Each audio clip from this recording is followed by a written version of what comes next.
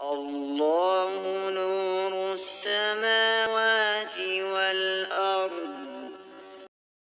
د البقره د سورت د 34 او 15 آیاتونو ژباړه او تفسیر. بسم الله الرحمن الرحيم.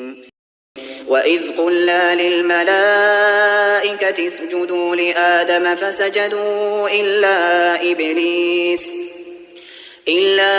إبليس أبى واستكبر وكان من الكافرين. ژباړه او یاد کړه ای محمده کله چې وویل مونږ پرښتو ته چې سجده وکړئ آدم ته، پس سجده وکړه دوی ټولو مګر سجده ونه کړه ابلیس.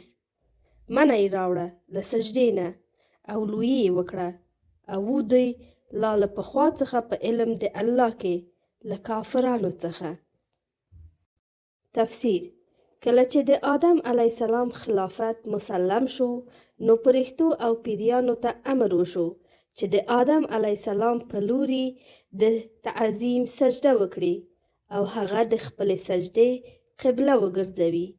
د دې امر د منلو له امله ټولې پرښتې په سجده ولوېدې مګر یوازې ابلیس له سجده کولو څخه سر وغاړاوه چې په اصل کې له پیریانو څخه و. د الله تعالی په علم کې له اوله ابلیس کافر و مګر نورو ته اوس د هغه عصیان او کفر ورښکاره شو یا یې داسې وبوله چې اوس کافر شو ځکه چې د پاک الله امر یې د تکبر او لویي له امله ونه مانه او د الله جل جلاله حکم یې له مصلحت او حکمت څخه مخالف او د ننګ او آر موجب وګاڼه او یوازې له دې جهته کافر نشو چې سجده یې ونه کړه. وقلنا يا آدم اسكن أنت وزوجك الجنة وكلا منها رغدا حيث شئتما ولا تقربا هذه الشجرة فتكونا من الظالمين. ژباړه او وویل موږ ای آدمه ووسیږه ته او ښځه ستا په جنت کې او وخورئ له میوو د جنته، یعنې څه چې مو زړه غواړي، پریمانه هر چیرته مو چې خوښ وي او مه نږدې کیږئ دې ونې ته، یعنې د میوې خوړلو لپاره.